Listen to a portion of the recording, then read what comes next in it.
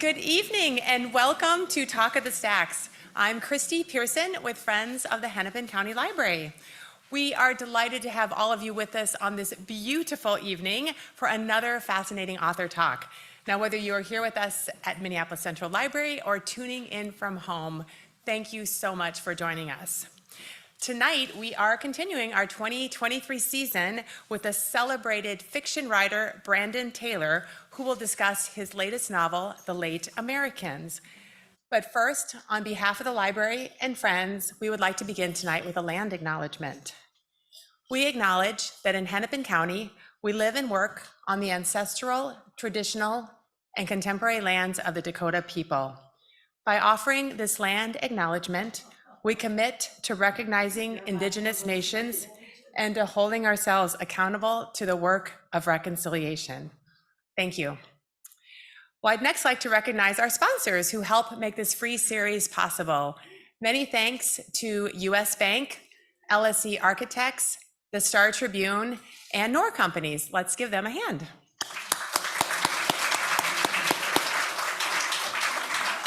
Well, the school year may be winding down, but all 41 of our Hennepin County libraries are winding up for one of the busiest and most joyful times of year. Thanks to the generous support of friends like you, our libraries will be bustling with activity and hands-on learning all summer long. Now, your donations are helping us meet our $100,000 commitment to summer programs alone.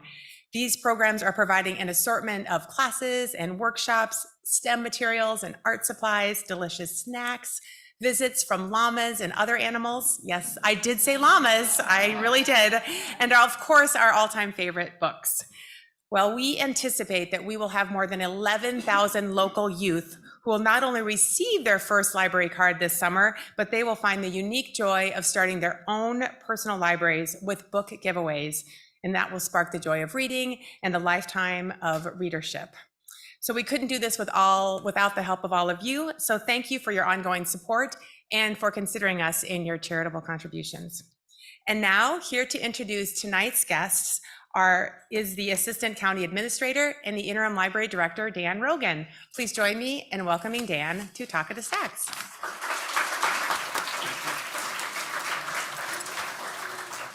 Thanks, Christy, and everyone here today for that warm greeting. It's always a pleasure to be here at Central with library patrons and friends for another engaging Talk of the Stacks. I'm thrilled to see so many people in the room today, and I know that we have hundreds more online. And I first want to really join Christy in thanking you for all of your support of the library. Our summer programs rely on funding assistance from the Friends, and I am deeply grateful for it. You heard the numbers from Christy. It's really amazing, the contributions and what we can do to really impact kids in our community. So thank you for that. And now I'd like to introduce tonight's special guest. Our event moderator, Lissa Jones, is a cultural coach and host of the series Black Market Reads, now entering its 8th season.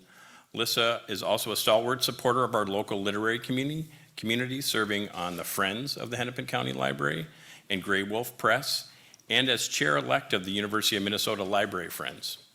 Our guest of honor, Brandon Taylor, is the celebrated author of 2 novels and 1 collection of short stories. His first novel, Real Life, was shortlisted for the Booker Prize and the National Book Critics Circle John Leonard Prize. Taylor's follow-up, the story collection Filthy Animals, was awarded the Story Prize and shortlisted for the Dylan Thomas Prize. Late last month, he released his second novel, The Late Americans, which Shelf Awareness hailed as, quote, a splendidly wrought and emotionally engrossing novel that continues to cement Brandon Taylor as a standout literary voice. Please join me in welcoming moderator Alyssa Jones and guest of honor, the incredible Brandon Taylor, to Talk of Stacks.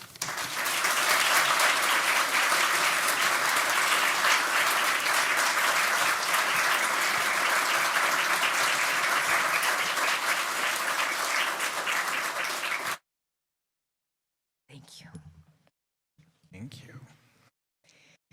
Welcome. Thank you for having me. Hi, everybody. I am so excited you're here, but before we get started, I have to do my duty. The reason that I serve on the Friends of the Library Board for Hennepin County is because the first form of ID I got was a Social Security card. I didn't ask for it, but it was given to me. And the second form of ID I got as a little girl was my library card. And my parents got me hooked on phonics, and it's a wrap. So thank you to the Friends of the Hennepin County Libraries, and thank you everybody for coming. Welcome. Welcome, welcome, welcome. I'm delighted you're here. How you doing?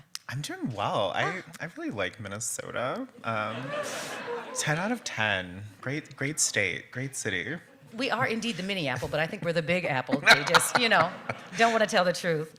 Let's talk a little bit about the late Americans. What are they late for, Brandon? Everything.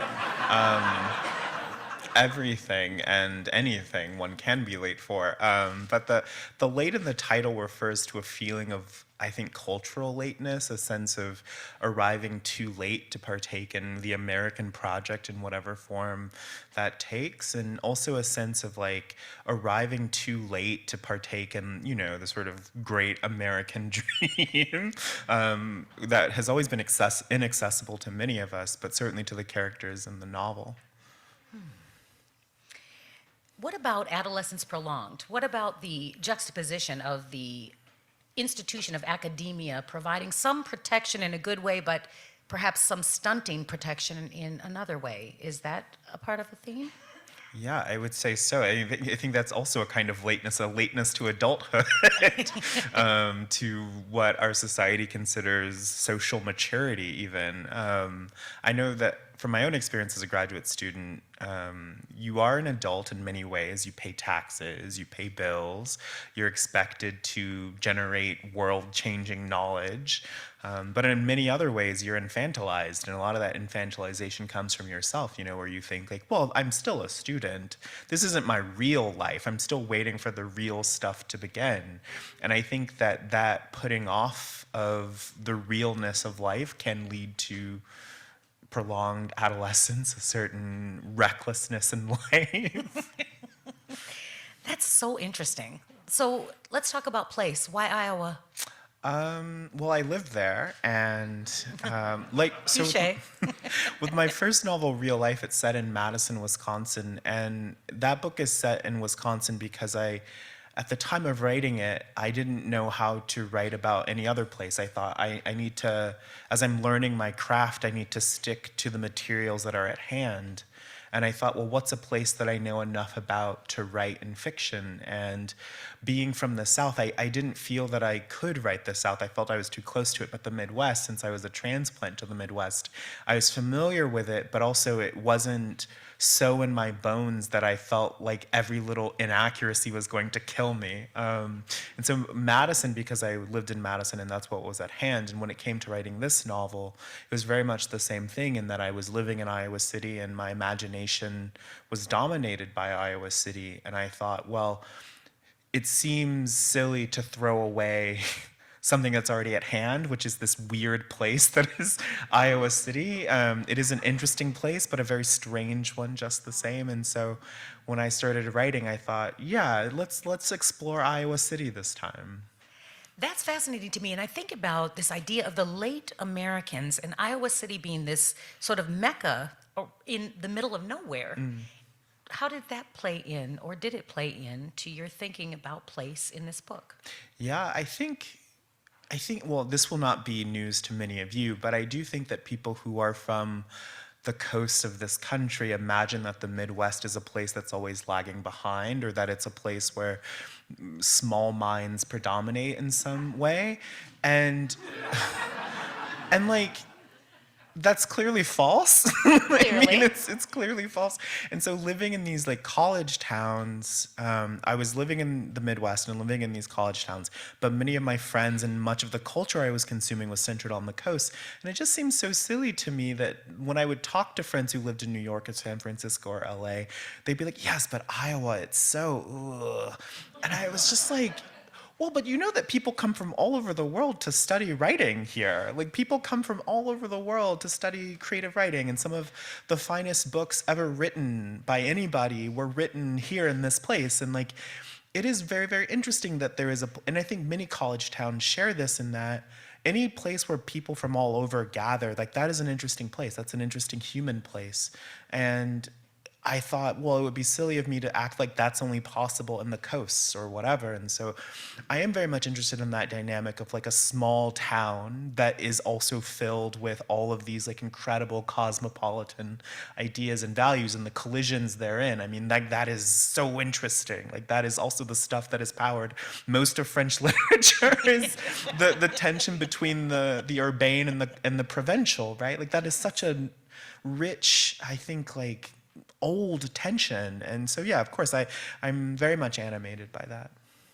People, your characters, we get to know them so deeply, so intimately. They are so complex. They represent humanity in all of our complexity. Is it because you're deeply curious about human beings and where we gather and how we interact? Is that where your desire to teach us about who they are so deeply comes from? I think maybe, but I think it's even more naive than that. I was raised by wolves. I grew up in a family that didn't do a lot of talking about their feelings, and so the inner lives of the people closest to me were a total mystery to me. And what that means is that as a person, I've grown up and gone out into the world not being able to take for granted what other people think and feel. Like, I don't know what other people are thinking and feeling. And so in my work and in my writing, I'm just trying to understand these people. Like, you know, I would love to be able to say that I'm trying to teach other people about these characters, but it's enough just for me to try to figure out who they are. And I feel that the writing is a record left behind by that inquiry of like trying to figure out like who these people are and why do they do the things that they do and why do they feel the things that they feel. And all of that just stems from the fact that I feel like I didn't get a handbook of human interaction in a way that I think some people did or they seem to. And so, yeah, it's just from me trying to figure out how people function and how they work. You know, you mentioned coming from the South, and I wonder about the impact of migration on whether or not your family wanted to tell their stories or could tell their stories. Did you have an opinion about that?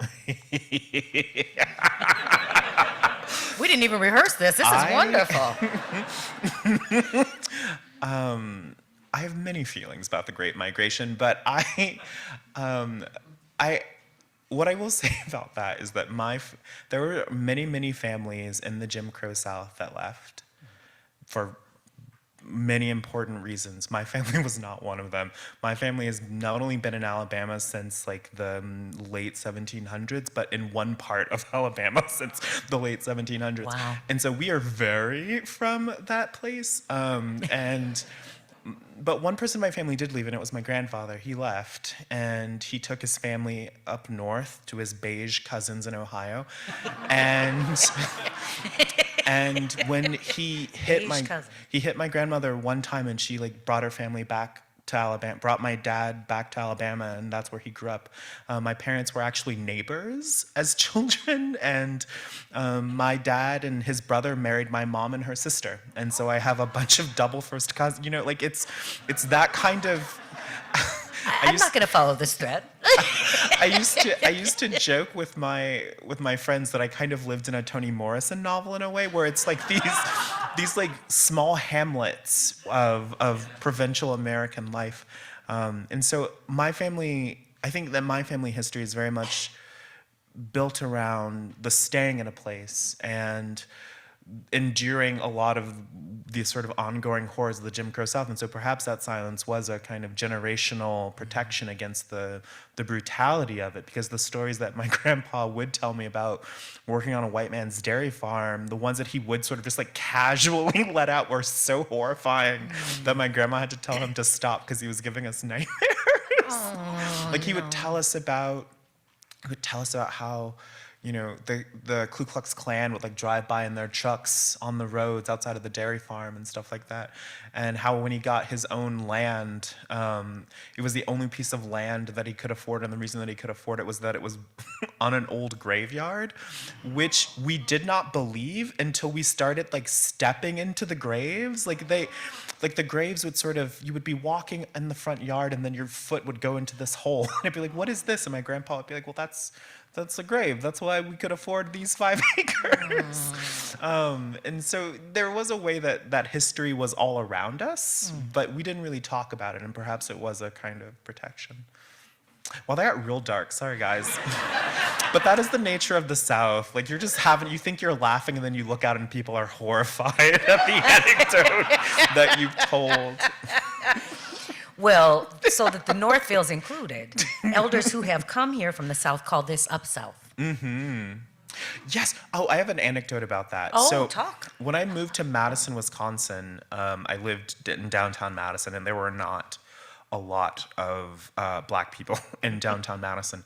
But one time I was walking out of a used bookstore on State Street, and I heard a voice that sounded like my dad, and I was like, what is this? Like, what? I thought all of the black people in the North sounded very like Mr. Rogers. That's what I was told.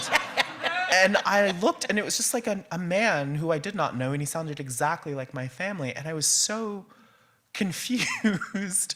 I was like, why does he sound like he is from my hometown? And it's just the Great Migration is the short answer there. And I've sort of really loved that. I've loved hearing sounds from home when I've encountered other people. It's like encountering family far out in the world. And it's always a little startling to me, someone from the South who does not have a Southern accent, to encounter people born up north who do.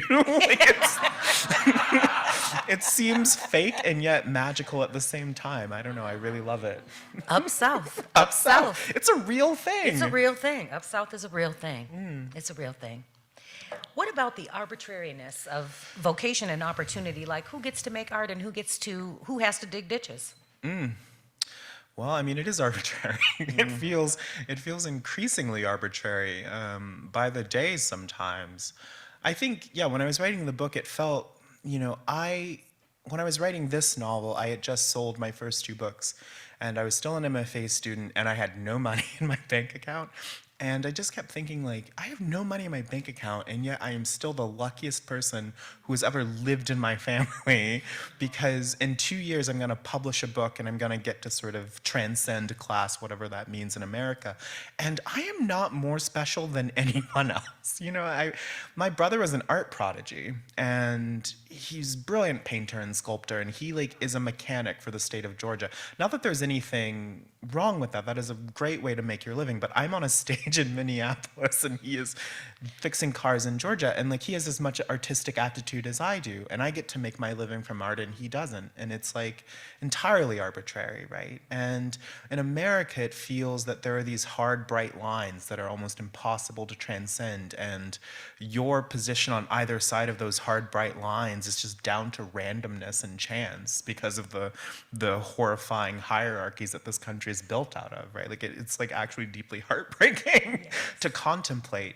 And it felt somehow important to try to write about that and to put that into words. I think a lot of writers have this idea that, well, I worked really hard, so I deserved all the things that I got. And it feels a little vulnerable to express in words, like the fact that artistic success can feel incredibly arbitrary. And what happens when you look at that arbitrariness and try to put language to it. And so, yeah, when I was writing the book, it felt important to try to tell some small truth of that. I mean, I did work incredibly hard, to be clear, but lots of artists do, and they don't get success, and they don't get to, more importantly, they don't get to make their living from their art, right? And it can feel some of these things are destined, but really it's just arbitrariness, and that is brutal. It's a brutal truth. I'm struck by the fact that your brother is an art prodigy who is, no disrespect, working as a mechanic in the state of Georgia. And I think about Langston Hughes and what happens to a dream deferred, right? Yeah.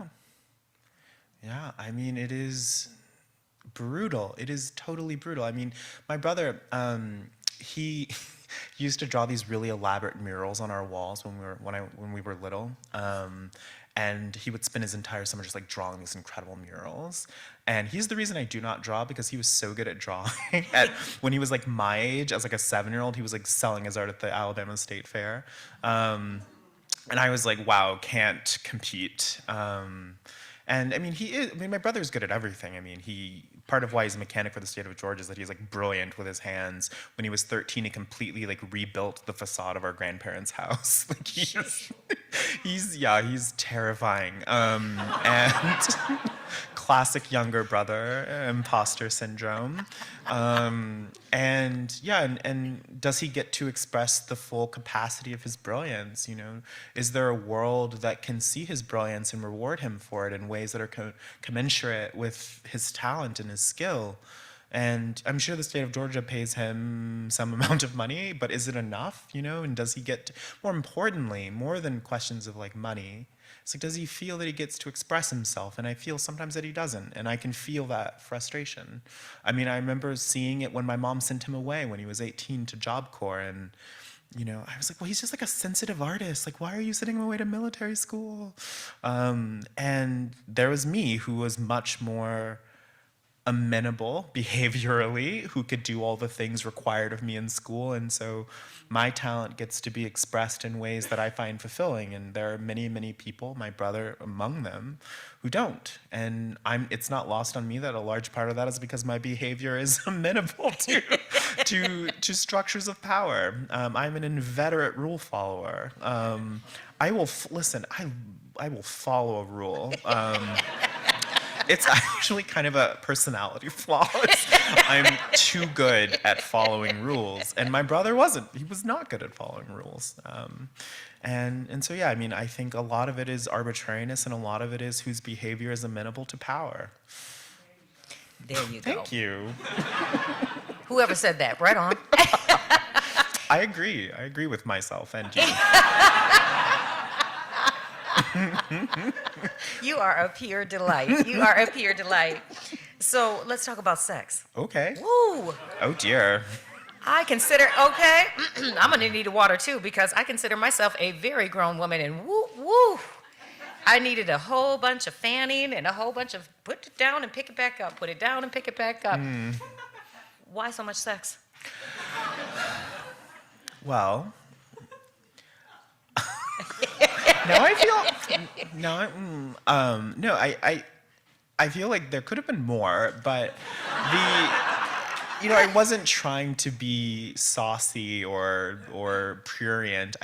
When I was writing the book, I was just trying to attend to the material reality of the characters, and the fact is, people have sex. Like, that is a true thing. Not everybody, and not everybody has a lot. But people do. There are people who have partaken in Over the history of time. who have had sex before. And it felt important, if I was going to write a novel about this group of people at this particular moment in time, one of the parts of their lives is sex and how they relate to sex.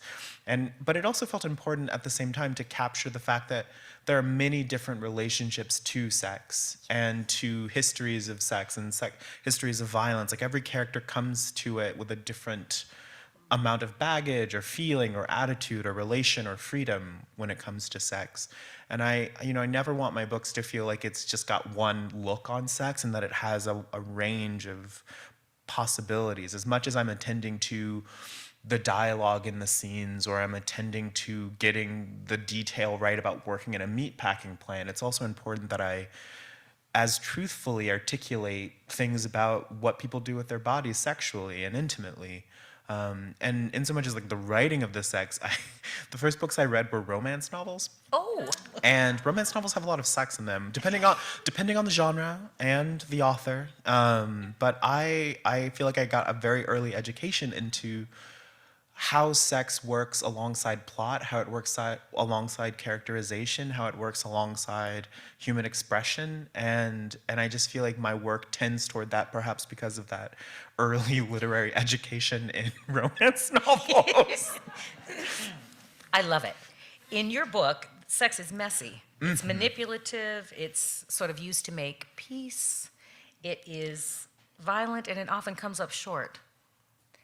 I don't think we talk about that a lot when we're talking about sex in our lives as adults. We always have the romanticized, it was so beautiful, whatever swept me away kind of thing. But you talk about it in real ways, that real people experience sex in very different ways. Why did you think it was important to do that? Well, partly just because it happens in life. Yeah, I also get really bored of. I always get really bored when things go the way that we've seen a million times. Yeah.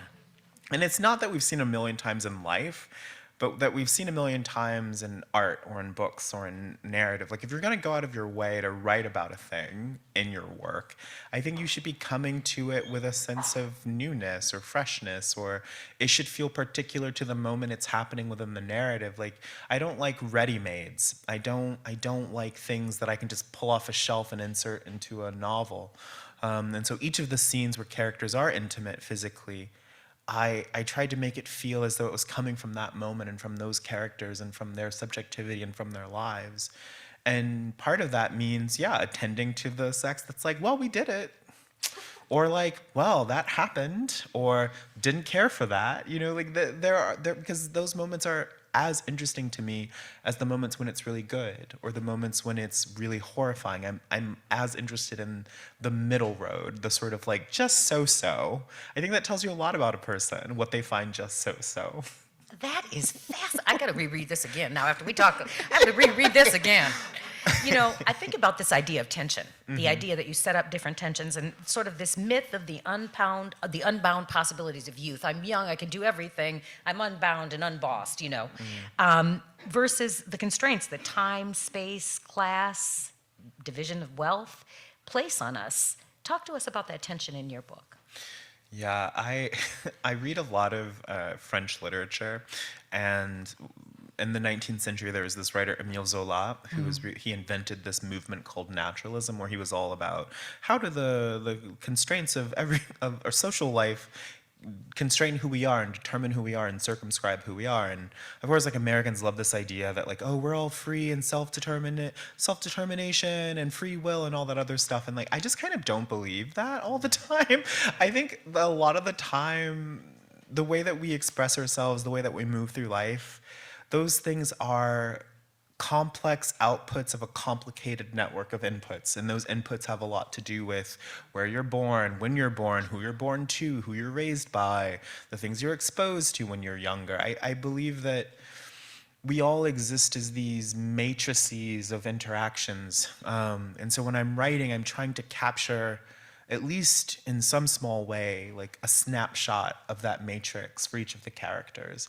And a lot of that has to do with divining those tensions between, for example, in a relationship between a person who has a trust fund and a person who doesn't have a trust fund. How does that come into play, you know? A meat packer and a vegetarian. A meat packer and a vegetarian, which sounds like a joke, but it is a true thing in the book. And how do those jobs, how do those sensibilities interact, and how do they complicate things? I think that, you know, there's no novel without character, and there's no character without tension. I think that putting a character into tension with another character, putting characters into conflict, is where you really allow those characters to reveal themselves. And oftentimes what they're revealing are those outputs from the network of inputs, you know, like they're showing a lot about their upbringing a lot of the time. I am learning so much. Is it proper to pronounce Seamus? Yes. Okay. Tell us about Seamus. How did he come about? Where did he come from? What's going on with this cat? So the novel opens with this very grumpy poet whose name is Seamus. He's at an MFA program in creative writing in Iowa City that shall be unnamed. Perhaps you know the one I mean. And he is very grumpy about many things. And the thing that currently is setting his brain on fire is that his classmates are writing what he considers facile or false poetry and getting praised for it. He hates when people get praised for false things. And he's so grumpy about everything. And part of why he is so grumpy is that I was once a very grumpy MFA student in a program in Iowa City that shall be unnamed. And at the time when I wrote him, I was feeling a lot of frustration with what felt like moral ready-mades, these ideas that, you know, we don't write across difference, we don't punch down in narrative, like characters can't be mean to each other. Like they're all this like really boring moralism in my in my cohort what I perceived to be a moralism. And I was like, I'm going to write a story about this, and I'm going to put it on the page, and I'm going to exercise this demon of rage I have. And so Seamus comes out of a lot of my frustrations with what felt like a false ethic in art. Although very quickly I realized that you cannot power a whole novel on spite. Like, you really can't. Like, the tone just starts to get really grating if the reader is like, okay, we get it, you're mad, so what? Like, eventually the reader is like, okay, he hates the poems. Like, what else is he going to do? Like, does he have a different feeling or idea? And at the time, I was also realizing that I didn't want to write another book that I felt like had one idea. I felt like my other two books felt like they were really powered by one idea or like one character's consciousness. And with this book, I wanted something more ambitious, I guess. And so it felt important that I let him be grumpy and cranky, yes, but then as part of that, I start taking his grumpiness seriously, and I start making the novel do the work of trying to figure out what's behind or underneath that grumpiness. And that became the project of the novel rather than just it being a satire. It had to be something that could be powered by inquiry and curiosity about another person's heart. And so that's how I got out of a very satiric mode. But it began because I was very grumpy and had an axe to grind. Well, I'm glad you were able to graduate out of that. That's so good. Is the modern university model a failure?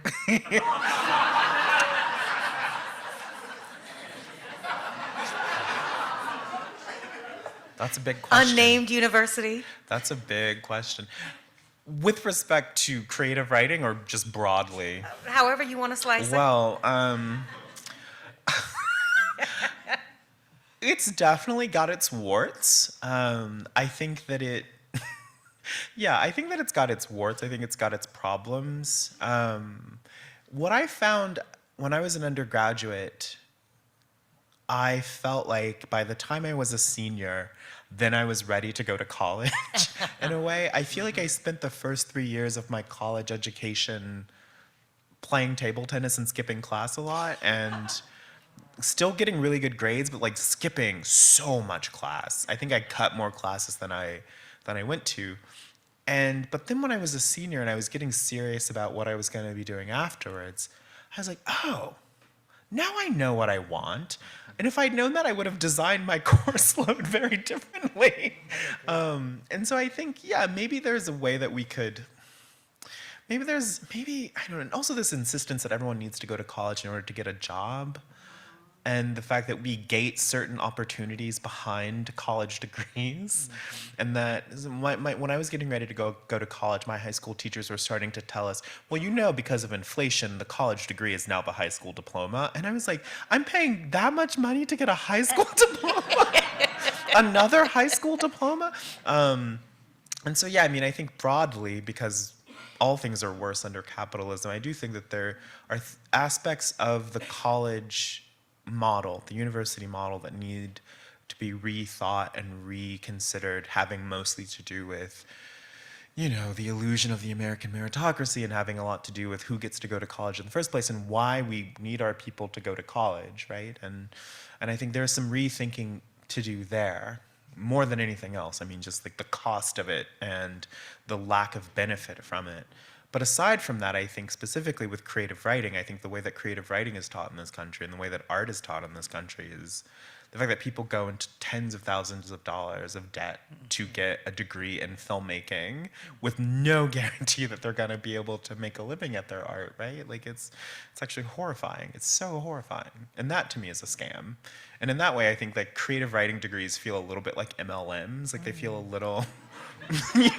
they feel like you're recruited by people who have that degree, and then they're teaching you the thing so that you can be a teacher, so that you can then recruit people into that degree. Like, it begins, like the self-replicating cycle of it starts to feel a little scam adjacent.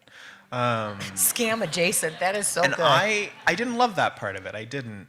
But then I've also had really transformative experiences in the university. When I was a grad student in biochemistry at UW-Madison, I learned so much that still affect my life today. Like so many things I learned and so many great people I met, and there was such great mentorship in that program for all its complications. And that was an education that I'm so grateful I got, and I wouldn't be the same if I hadn't gotten it. And so then it's hard to balance that kind of benefit against the horrors of capitalism.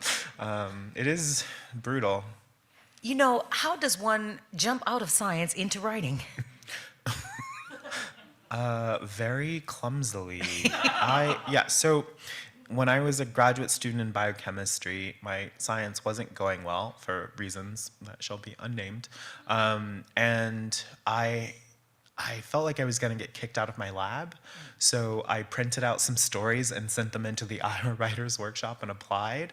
And then like 2 months later, my experiments started working again, and I kind of forgot I had applied to Iowa. And then I got in. And I had to make this choice between staying in science and going off to pursue creative writing. Now, the important thing to know about me is that I've never quit anything academically, and I wanted to be a neurosurgeon from the ages of 5 to 21. And after that, I decided I was going to cure Alzheimer's. And so, like, I was like, STEM brain, I was gonna be a scientist. I was doing science experiments in my parents' bathroom when I was 4. Like, I was like a scientist, hatched out of the egg and I had no idea how to be a writer, really. I just knew that I liked writing, but not as much as I loved science. And so then I had to make this choice of like, do I stay, do I go, do I stay, do I go? And decided I was gonna risk it all and try to be a writer. And yeah, I quit my program and went to Iowa. And now I'm here 5 years later, 6 years later, something like that. Thank you.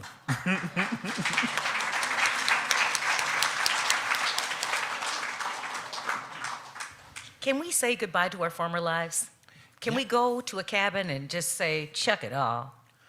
Oh yeah. Okay. Oh yeah. Oh yeah. Oh Okay. yes. So I'm a big fan of this. I'm a big fan of this. When I left Alabama to go to Madison, I like got a new phone number. I like deleted my Facebook.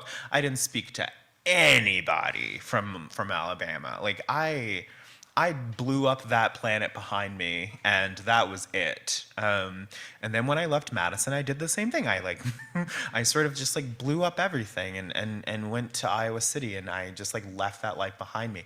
I'm like really good at sort of sealing off a part of my life and being like, well, that is that, and that is done. Goodbye. Other people are not like that.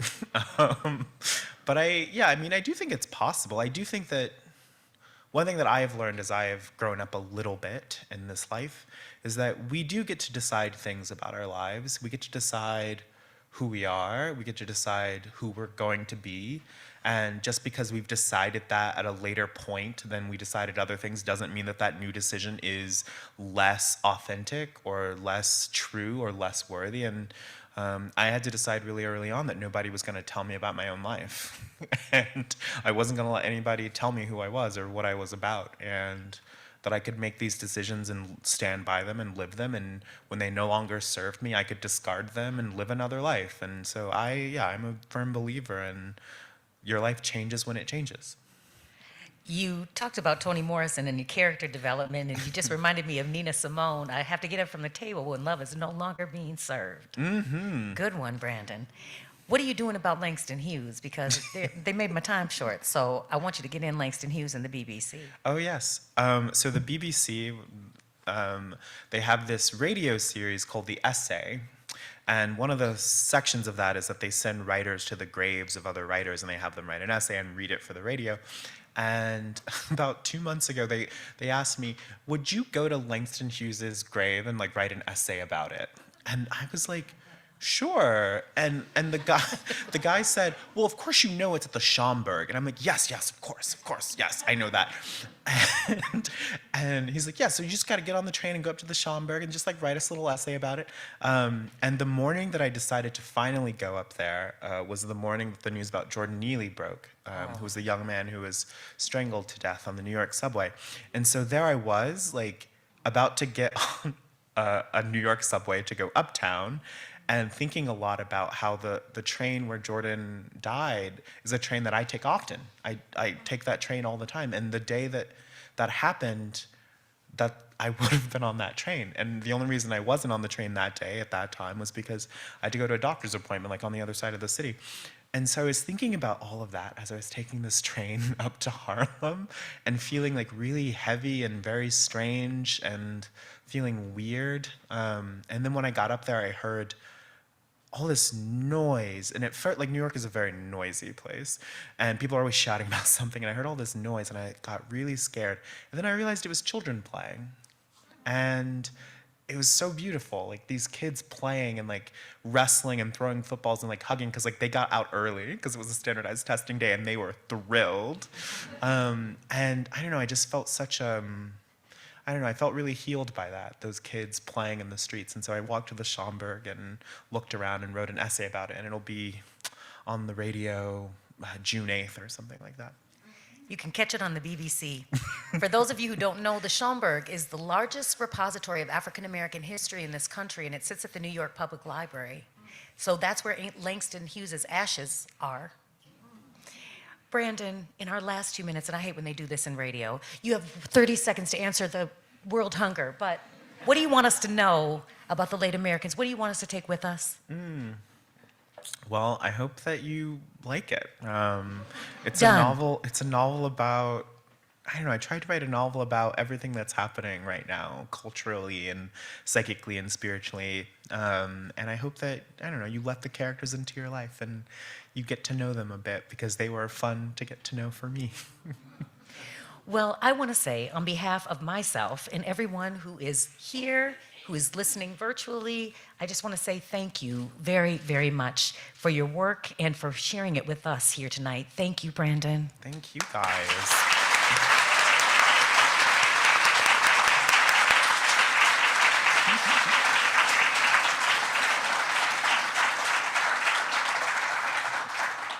I should have cut up more like Elise Hume, but I won't.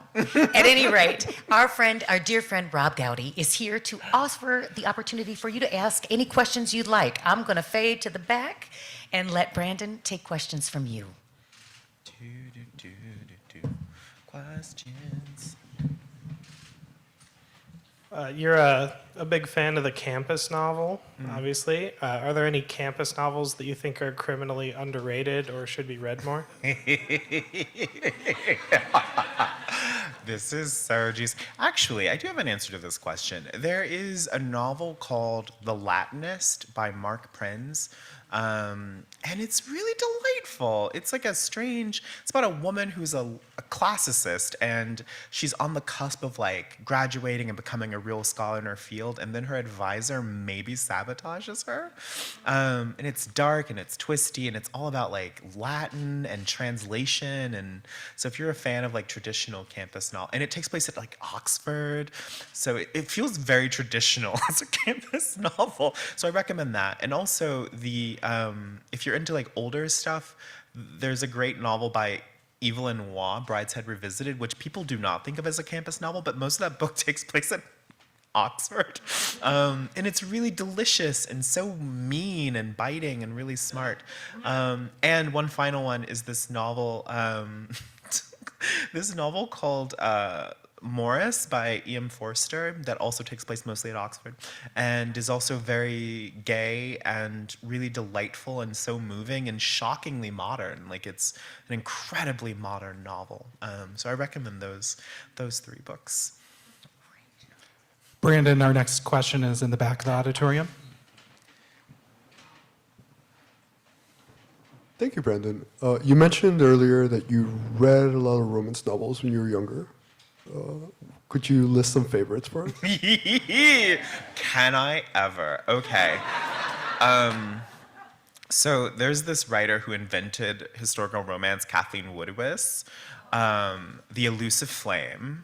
It's like, in retrospect, like, too many of those characters are definitely like slave owners.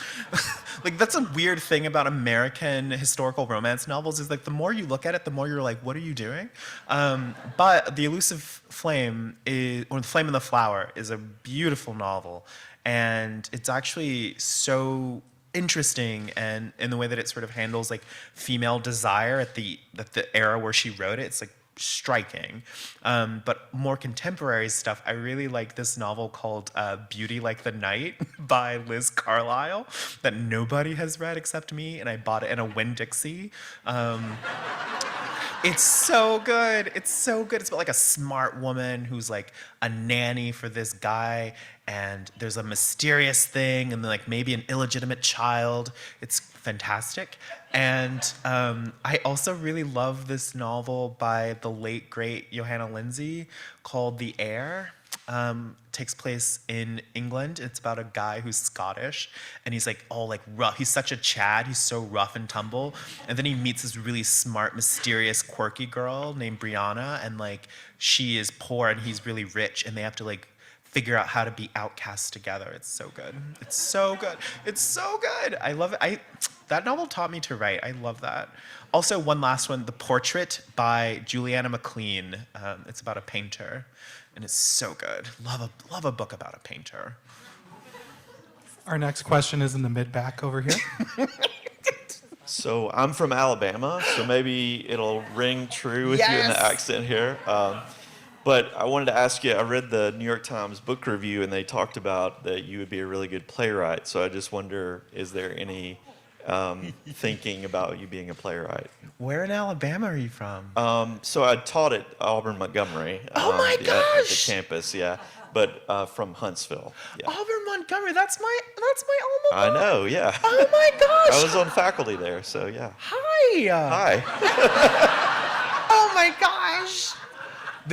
You guys don't even understand. This book tour, I met someone who was literally from my hometown on book tour this time around, and I'm like, Alabamian. And the guy said to me, we are a diaspora. And I was like, we are.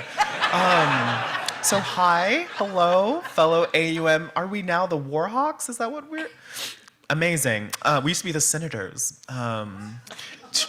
Unclear why that is. So I am thinking about writing a play. I am actually applying to playwriting programs in the fall. Do not tell my editor or agent. But yeah, I'm thinking about writing a play, and the play I want to write is a bit of a sequel to Kate Chopin's The Awakening, and it follows her sons after she has drowned herself in the Gulf of Mexico. I was always like, we're not supposed to ask what happens to those boys, but also what happens to them, because they grew up in this very insular Creole, French Creole Catholic community in Louisiana in the 19th century. So like, what happens to them? And so I'm writing a play about it. That is so fascinating. Right? I mean, it really is. Yes, I find it Who so. asked? What happened to them? I know. Very good. Hi. I am a middle school English teacher, and so I was thinking about what advice do you have for, I teach 7th grade, so they're 13. What advice would you have for adolescents who are maybe interested in writing and or maybe reluctant readers, or just generally like, what do you wish you had been told as a kid? Yeah. Well, you know, I feel like I was really lucky in that my teachers in public school, I'll have it known, they were really encouraging of my writing, and they were really, I wrote little stories in school for extra credit, and they were like, good job, too many pages. And so what I would say is, I think reading broadly, getting them to read is crucial for those soon-to-be writers. And reading doesn't have to just look like, like reading books, like prose books. It can look like watching movies. It can look like playing video games. That's a good one. It can look like engaging. Anytime you're engaging with narrative in like a critical and thoughtful way. And so I think, if anything, it would just be encouraging them to think of the things that they're already doing as reading, and to encourage them to begin to think about well, you liked that. Like, what did you like about it? And to get them to sort of see like, oh, that's also a kind of text. And to just teach them that facility, because that facility is going to, even if they end up not writing novels or whatever, that kind of facility is going to be so crucial moving forward in their lives, which of course you already know you're a great teacher. So I think, yeah, just like telling them, just getting them to start thinking of what they're already doing as reading, and just encourage them to be like, wow, that's a really cool observation. Like, what else do you notice? Because like that was crucial for me, as my teachers being like, oh, you notice something about the text. Like, what else do you notice? My teachers used to really, when I would be like, man, this seems really homosexual, the teacher would be like, oh, interesting. Why do you feel that way about, why do you feel that way about Othello and Iago? And I'd be, and that kind of work of like encouraging me to like do my weird read was really crucial to forming my own voice. So just keep encouraging them and make them, ask them, what else do you notice? Hi, this is not nearly as good a question as the others, but since everyone's asking your favorites, I was wondering who your favorite girl's character is. My favorite girl's character? Yeah. Oh, okay. Okay. Okay, so here's the thing. I'm aspirationally a Jessa, but at heart I'm a Marnie.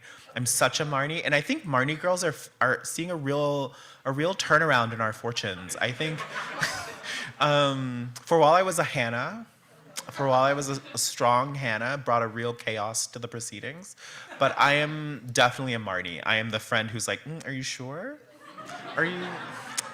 Cool, love that for you, but what if we didn't? But you didn't ask, you asked favorite, and I think my favorite girl's character is that one doctor from that episode, Another Man's Trash, played by Patrick Wilson, who's like hot and like a brownstone for no reason. Love that character. Oh, and he delivers Hannah the life-changing news that she's having a baby. He's perfect, love him, 10 out of 10. Your enthusiasm is so contagious. Okay. I'm fascinated with the fact that you're able to stop one chapter of your life and go on and forget it. And I'm wondering what happened or what happens to that previous chapter, especially in your writing. Where's the science and that part of your life? Yeah. You know, I think it's about perspective. And I think when I sort of finish one chapter of my life, I'm like, okay, that's over, that's done. We're going to set that aside and move on and not engage with it anymore. And when it comes up, I don't sort of like repress it, but, I try to engage thoughtfully when old ghosts reappear. And sometimes it's really productive. For a long time, I thought I would never write about the South because I'd left it and put it behind me. And then in 2020, it started haunting my dreams in really terrifying ways. And I thought, well, I need to exorcise this ghost. And so I started writing fiction about it, and I started a Southern Gothic novel. And that was really a productive way of dealing with that stuff. But I try not to linger on it too much. I try not to let it consume my life. And it does come back in waves and in phases, and I try to acknowledge those phases, and then I acknowledge them and I say, okay, that's enough, but you are not driving today. You are not the big feeling today. You have to wait your turn.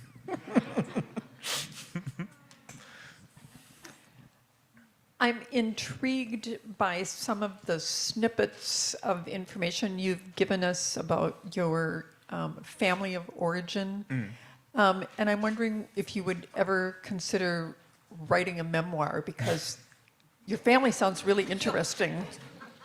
No, never. But I think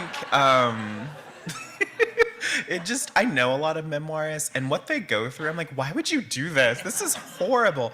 I don't know that memoir is right for me. I write a lot of nonfiction, but I don't think that a memoir as like a sort of large project appeals to me, mainly because it seems very scary. I try to make use of the material in ways that I find interesting and manageable, but as far as writing a memoir, No, but of course, like I grew up in that family, and so I feel like it's still in my world view, and so maybe everything I write is a kind of ghostly negative of what they did and what they said. Some things I'll never forget. You can name names. One day, one day. So we have time for one more question, but before I do, a quick reminder. Brandon has given you a lot of recommendations tonight. So at the top of that recommendation list should be The Late Americans. And our very good friends at Majors and Quinn Booksellers, the wonderful indie bookstore, are outside selling copies of both The Late Americans and his previous books. You can certainly pick a copy up on your way out, and Brandon will be signing books after the program. So please grab a copy of The Late Americans, Filthy Animals, or Real Life, or all three. And with that, let's get to our final question. No pressure. This is kind of related to what you were just talking about, but I'm also from Alabama. We don't know each other. I grew up in Wilsonville and Adamsville and Graysville and Birmingham. So I moved around a ton. But I feel like Alabama so greatly shaped my way of noticing, just no matter where I've been living. Like, the things that I feel like I learned growing up there taught me how to see.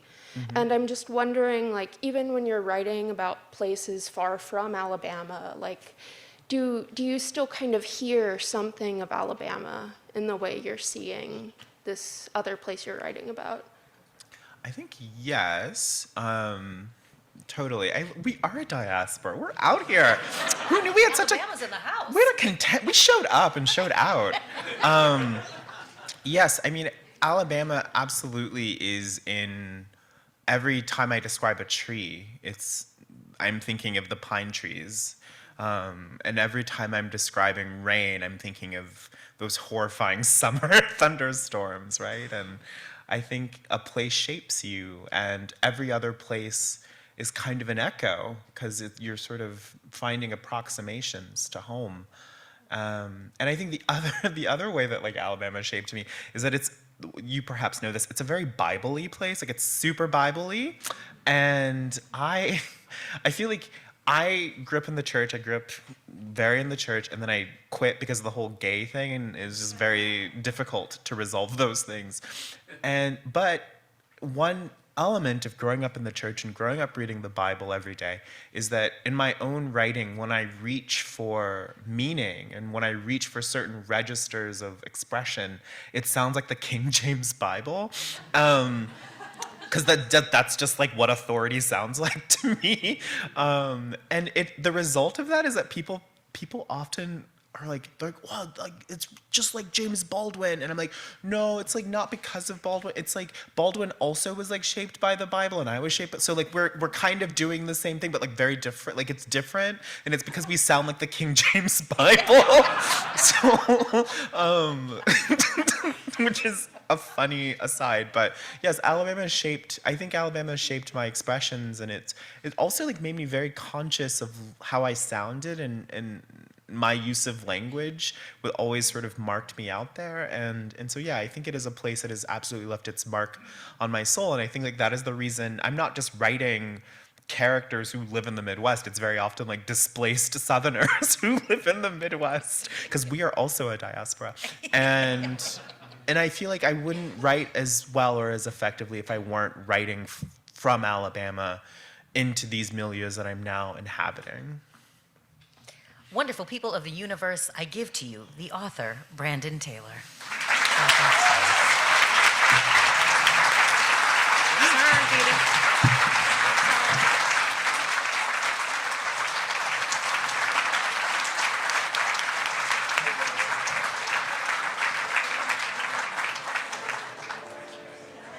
Don't pass up opportunity. Haters, lovers, enemy. Forget what everybody thinks.